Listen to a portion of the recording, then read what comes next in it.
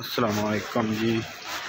ये जी हमारी बोर्डिंग होगी। अब हम जा रहे हैं, दौरा तुर्की इख्तिताम को है। अब बस ये गेट से, ये बहुत ही प्यारा एयरपोर्ट है जी, लेकिन यहाँ कोई इन्फॉर्मेशन देने वाला कोई नहीं है, तो उसके लिए थोड़ी सी हमें स्ट्रगल करनी पड़ती है।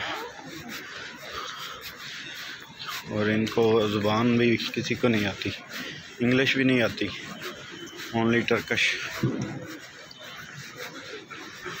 ये जी हमारी वापसी हो गई है, हम जहाज़ में बैठने लगे हैं। बिल्कुल